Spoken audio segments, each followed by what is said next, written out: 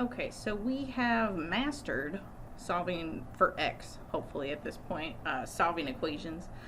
Now we're going to talk about, well, what happens if you want to solve for y? So the difference between this and what we just did was now we have two different letters. We're going to have an x and a y in one of our equations, whereas all the equations we've done before only had either like all x's or all y's or all m's or all a's, okay? So when we have an x and a y in our equation, most of the time we want to write the equation as y equals mx plus b, okay? You may have seen that last year, so we're noticing that there's the y here and then the x is over here. So what you should notice is that y is alone. That's the main takeaway, is that you're going to have a whole bunch of numbers and x's and stuff, and we want to get it so y is alone on one side of the equal sign and everything else is on the other side. So in our steps, it's right here. We want y is alone. Yes, and then your x's and naked numbers are going to be together on the other side of the equal sign.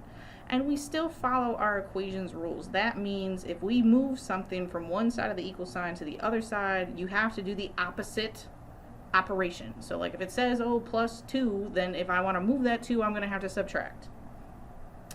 So here's an equation. This is what we're talking about. So I see that there's an x and a y. It says solve for y, which means I want y to be alone. Okay, so I'm still going to find the equal sign and draw the line down the middle. Now if my y is right here, then that means everything else that is on this side, the 4, the x, the 2, all of that needs to go to the other side of the equal sign, because we want just y on this side. At the end, that's our goal. We want y equals blah, blah, blah. So if that is true, then the first thing I'm going to do is I'm going to move the 4x. Well, how do I move 4x to the other side? Right now, 4x is positive, because we know that negative goes with the 2. So if it's a positive 4x, to move it to the other side, I do the opposite. So minus 4x, minus 4x. So we know that negative 4 minus 4 is 0, and that cancels out. Yay.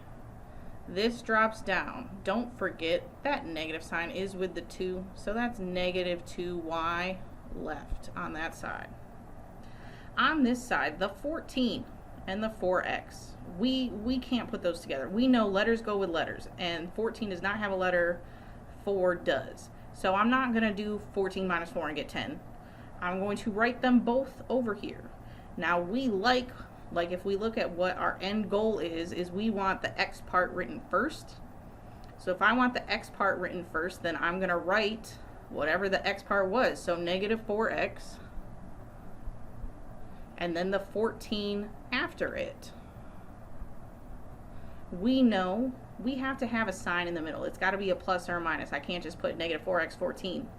So I know 14 is positive, so I put a positive in the middle. Okay, I'm almost there. Look how much closer I am to just y. All I need to do is get rid of that negative 2, okay? Now usually, if we want to get rid of just the number, not the letter, we know the step is we're going to divide by negative 2. But usually, when we're solving, there's only a number. There's not like an x and a number. So since there's 2 numbers over here, I have to divide both of them by negative 2. So I'm going to put divide by negative 2 and divide by negative 2. Separate, okay? So I would type negative 4 divided by negative 2 into my calculator, into decimals, and I would get positive 2. Since that number had the x before, the x is still with that number. It is important. You got to have an x and a y in your answer. Over here, I'm typing positive 14 divided by negative 2, and I would get negative 7.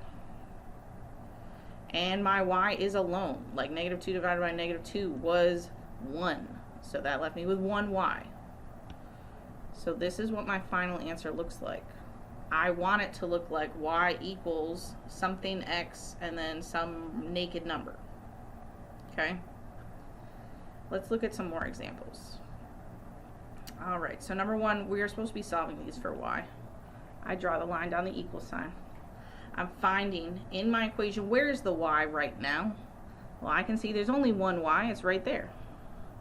So if that's where my y is, then that means everything else on the y side, the 4 and the 15, need to move to the other side, over with the 3. So am I going to move 4 or am I going to move 15 first? I'm going to move 15 because 4 can only be moved by dividing, and we're not ready to divide yet. So if I'm going to move 15, I'm going to push minus 15, minus 15. Okay, we know positive 15 minus 15 is 0, so that cancels out. 4y is still on this side. That's good. Y is getting more and more alone. Can I actually do 3x and minus 15? No, because letters go with letters. This has a letter, 15 does not. So I'm going to write them separately. I usually write the x first. So I'm going to put 3x first and then negative 15 after. We're noticing I'm not typing anything in the calculator. I just take them and I write them next to each other. Last step, I'm going to divide, because I want just y, I don't want 4y, so I'm going to divide by 4. And I'm going to divide both of these numbers, negative 15 divided by 4 and 3 divided by 4. Okay, so 4 divided by 4 is 1, and that crosses out, and I'm left with y equals, yay. That is what I want to have happen. This I need to type in the calculator. If you are not aware, let's pull up a Desmos. Okay, so we want to type 3 divided by 4. You always do the top number divided by the bottom number. So we're doing 3 divide 4, enter. And you see how it's a decimal. We don't like decimals. We want, like, if we get a not whole number, then I want to turn it into a fraction. And Desmos can actually do that for you. So you see how next to 0.75, there's this little thing right there that says convert to fraction. That's what we want to do. So you're going to press that. And whatever it tells you, that's what you write. So, oh, I got 3 over 4. Great. That's what I'm going to write as my answer right here. So this stays 3 over 4. It had the x before. I write the x next to it because we know we don't type x in the calculator. Now I'm going to type negative 15 divided by 4. So here we go. Negative 15 divided by 4. Enter. Oh, it's a decimal, so I want to convert to a fraction. Push the button. Oh, it stays negative 15 over 4. That's what I write next to it. Negative 15 over 4. And that's what I get. That's my answer. Does it matter that neither of these numbers changed from up there? No, that's fine. It could happen. Doesn't mean you're wrong. Okay, number 2, we're going to go ahead and draw the line. Okay, I'm looking up here. Where's the y? It's right here. Okay, so that means everything else on this side needs to go to the other side. So the first thing I got to figure out, am I going to move 8x first or am I going to move 3? Oh, well, if I'm going to move 3, I'm going to have to divide. So I can't do that first. I always have to divide last. So I'm going to move 8x. Right now, 8x is positive. So to move it to the other side, I got to do the opposite. So minus 8x.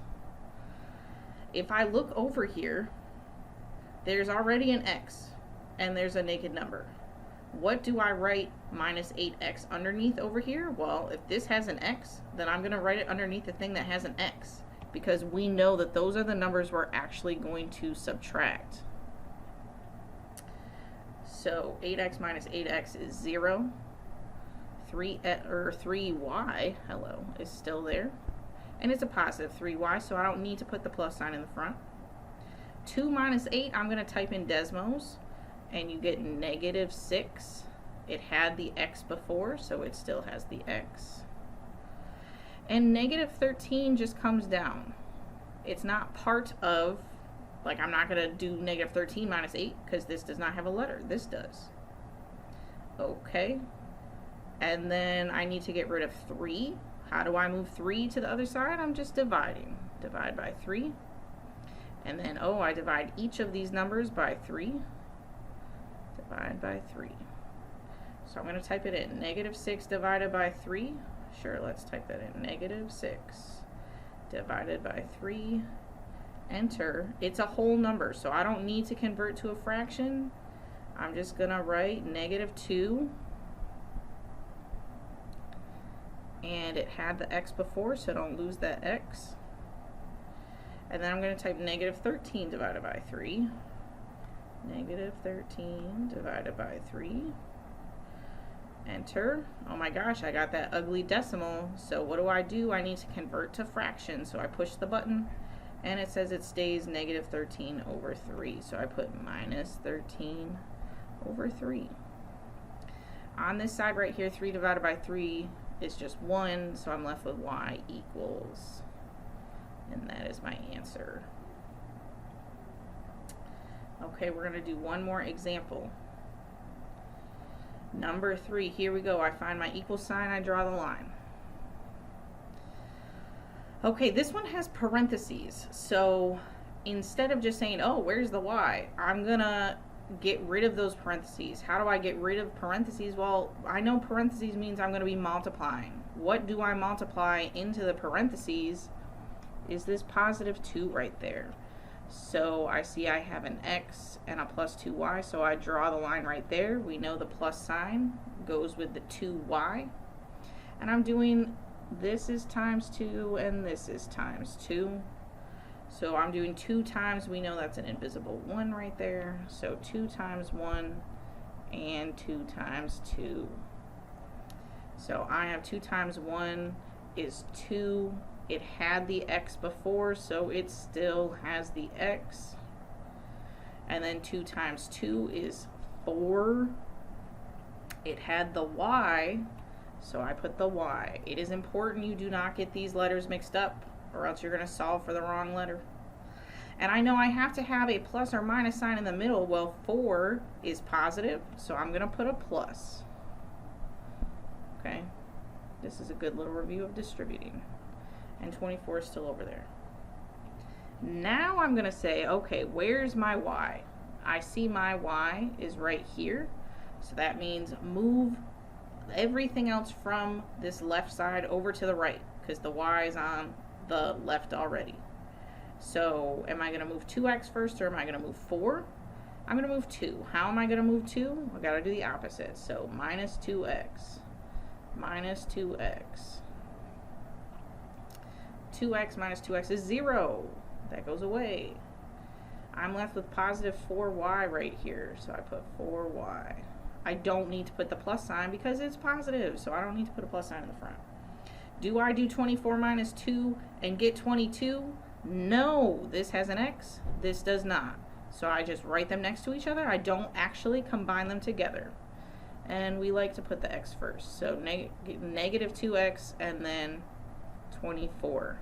Our 24 is positive, so I'm going to put a plus sign in the middle. Okay. And then last step, I want to get rid of 4 because I still want y alone. How do I get rid of 4? Well, I'm just dividing by 4. Divide by 4.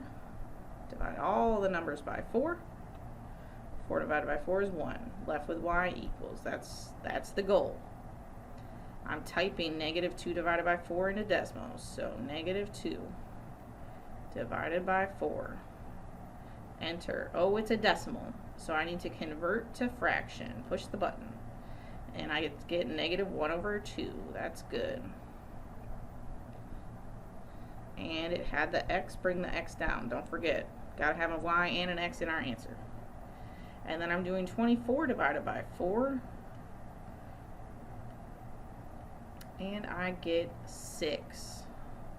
So I'm going to put, for this, turns into a 6. What do I put in between them? You got to have a plus or minus. 6 is positive. I put a plus. And this is my answer. While you're doing the examples, if you need to come back and rewatch any part of the video, that would be a good idea. Otherwise, you can go ahead and get started on the formative.